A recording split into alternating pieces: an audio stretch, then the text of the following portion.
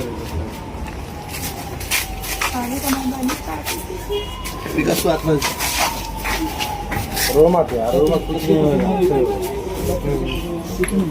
एक बैग लेके हर चीज़ आप साथ साथ करो कि बच्चे को जाने चले जाए। तो सर क्या बोले कि आज के बाद से बच्चे लोग को कंप्लेन करने ले साथ में मत आना, क्योंकि बच्चे लोग का मन इससे हंस जाएगा कि ये मेरे मम्मी पापा कंप्लेन करने साथ में लेके आते हैं। क्या शिक्षा क्या दिया था? उठाने बैठाने का और पढ़ाई करने का, मतलब बच्चे गेट खोल दो कि जब घूमे तो हमारे गलती निकले। हम बोलिए ऐसा बच्चे गलती बाहर जाएंगे। आज वो लड़की बच्चे ला के देंगे क्या? बच्चे ला के देंगे क्या?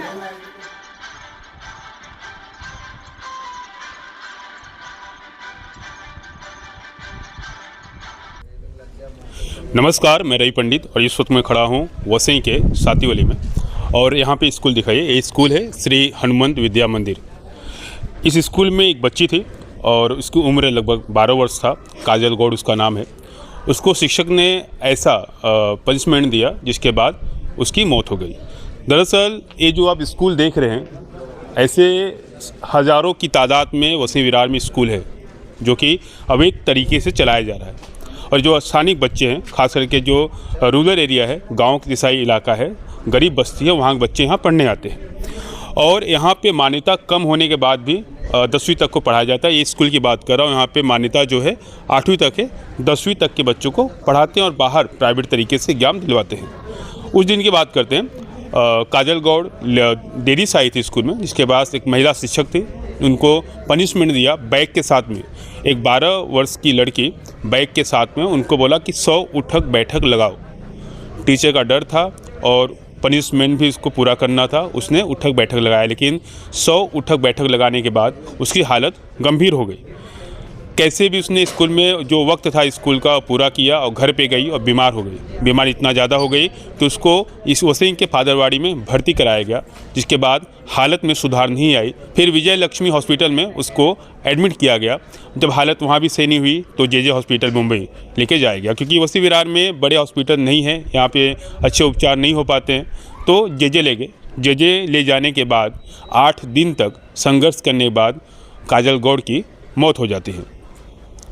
स्कूल प्रशासन की लापरवाही और एक शिक्षक का ऐसा दहशत और ऐसी सज़ा, जिसके बाद एक मासूम बच्ची की मौत हो गई, इस पे कई सवाल खड़े हो रहे हैं।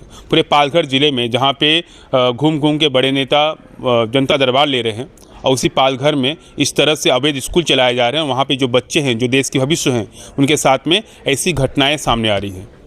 बच्ची की मौत हो जाती है शिक्षक के लापरवाही से और प्रशासन पूरा खामोश है। हालांकि अभी तक कोई बड़े नेता इस पर कोई बयान नहीं दिए, कोई बड़े नेता यहाँ तक नहीं आए हैं। काजल के पिता, उनकी माता जो भी परिजन हैं, जे अस्पताल में है, वहाँ पे पोस्टमार्टम शुरू है।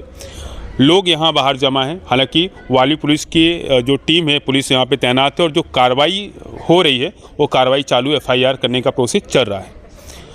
लेकिन काजल की मौत ने वसई विरार के शिक्षा प्रणाली पर एक सवाल खड़ा कर दिया है। सवाल ये खड़ा कर दिया है कि जो हज़ारों लाखों बच्चे ऐसे स्कूलों में पढ़ते हैं जिनकी गिनती शायद एजुकेशन डिपार्टमेंट में नहीं रहेगा, बच्चे वहाँ पढ़ते हैं, उनके साथ में वहाँ पे क्या बर्ताव होता है, जो एजुकेशन डिपार्टमेंट की जो रूल्स रेगुलेशन है वो कितने फॉलो किए जाते हैं, जो टीचर यहाँ पढ़ाते हैं उनकी मानसिक स्थिति क्या है, जो टीचर यहाँ पढ़ाते हैं उनका क्वालिफ़िकेशन क्या है, उसका भी कोई पता नहीं है। और फिलहाल काजल तो चली गई है, लेकिन पीछे कई सवाल खड़ा कर दिए। और साथ में जितने भी अभिभावक हैं, जितने भी लोग हैं जिनके बच्चे स्कूल में पढ़ते हैं, ऐसे स्कूलों में, तो एक बार स्कूल में ज़रूर जाए और स्कूल में जाके देखे कि वहाँ के लोग कैसे हैं, वहाँ के टीचर कैसे हैं, वहाँ का माहौल कैसा है। क्योंकि आज तो काजल गई है, अगर लापरवाही बरती गई, कल को कई बच्चे इसी तरह से ऐसे टीचरों के जो कि मानसिक विकृति से भरे हुए हैं, दिमागी संतुलन शायद उनका सही नहीं है, एक बच्ची को इस तरह से 100 उठक बैठक कराया गया, तो उनको वो टीचर और उनका बच्चों के प्रति कितना लगाव है वो भी एक सामने आ रहा है। सज़ा ऐसी जिससे एक बच्ची की मौत हो गई। अब देखना होगा इस पूरे मामले में आगे क्या होता है। हालांकि इस जो स्कूल है श्री हनुमंत, इस पे तो कार्रवाई होगी, लेकिन ऐसे पूरे वसई विरार में सैकड़ों की तादाद में श्री हनुमंत विद्या मंदिर जैसे कई स्कूल हैं, उन पे कार्रवाई होती है या नहीं होती। क्या हुआ था? मेरी लड़की कि शनिवार की स्कूल गई। हाँ। तो शनिवार को गई तो बोली कि लेट आई बच्ची, इसके लिए बच्चे लोग को हम शासन दे दिया हम गया कि बच्चे को साझा नहीं दिया जाएगा तो आप लोग बोलेंगे कि बच्चे को पैसा भरे तो पढ़ाई आप लोग क्यों नहीं करा रहे। मैं बोली शासन देने का ऐसा नहीं कि बैग लेके हर चीज़ आप शासन करो कि बच्चे के जाने चले जा। तो सर क्या बोले कि आज के बाद से बच्चे लोग को कंप्लेन करने ले साथ में मत आना, क्योंकि बच्चे लोग का मन इससे हंस जाएगा कि ये मेरे मम्मी पापा कंप्लेन करने साथ में लेके आते हैं। क्या शिक्षा क्या दिया था? और उठाने बैठाने का और पढ़ाई करने का, मतलब बच्चे गेट खोल दो किधर पे घूमे तो हमारे गलती निकले। हम बोलिए ऐसा बच्चे गलती बाहर जाएंगे भी नहीं, लेट फंसा है तो बच्चे को बाहर निकाल दो, अरे बैग उतार के उस पर बच्चे लोग का उठाओ बैठाओ।